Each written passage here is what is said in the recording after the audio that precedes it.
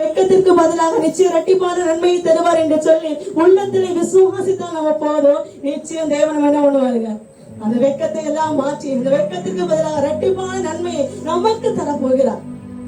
ஆனா நம்ம விசுவாசத்தை சொன்னால் போதும், நிச்சயம் தேவன் நம்ம கொடுத்த வாக்குத்தத்தத்தின்படி இந்த மாதத்துல இரட்டிப்பான தேவனை தரப்போகிறார். ஹல்லேலூயா, ஹல்லேலூயா. விசுவாச சத்தம் ஹல்லேலூயா சொல்லாமா? தேவன் வாக்கு மாற மனிதன் அல்ல. மனிதன் என்ன பண்ணிடுவான், இன்னைக்கு என்ன சொல்லுவான், நாளைக்கு என்ன சொல்லுவான், வாக்கு சொன்ன வார்த்தையை நிச்சயம் என்ன பண்ணிடுவான், மாறிடுவான். ஆனா தேவன் என்ன வாக்கு மாற அவர் மனுபுத்திரன் அல்ல என்று வசனம் போடப்பட்டிருக்கிறது. நான் வாக்குத்தத்தை அறிக்கையிட்டு ஆண்டவரை நிச்சயம் நீங்க என்ன நடத்துவீங்க, வெட்கத்துக்கு பதிலாக நீங்க இரட்டிப்பான நன்மை எனக்கு தர போறீங்க என்று சொன்ன வார்த்தைகளை அறிக்கிடும் பொழுது நிச்சயம் தேவனை நடத்துவார். அவரை விட அழகானவர்கள், அவரை விட சிறுமையானவர்கள் இந்த உலகத்துல யாரும் கிடையாது.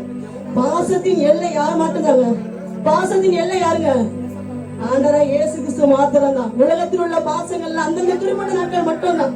ஆனா நித்தியமாய் நாம் என்ன காரியங்களா இருந்தாலும் எப்பொழுதுமே நம்மளால அன்பு காட்டுக்கிற ஒரு தெய்வம் இருப்பார் என்று சொன்னா அவர் ஆண்டவராய் இயேசு கிறிஸ்து மாத்திரம் தான். அவருக்கு முழுமையா அன்பு செலுத்தவர்களா நம்ம இருப்போம் என்று சொன்னா நிச்சயம் தேவனை நடத்துவார். பாடலின்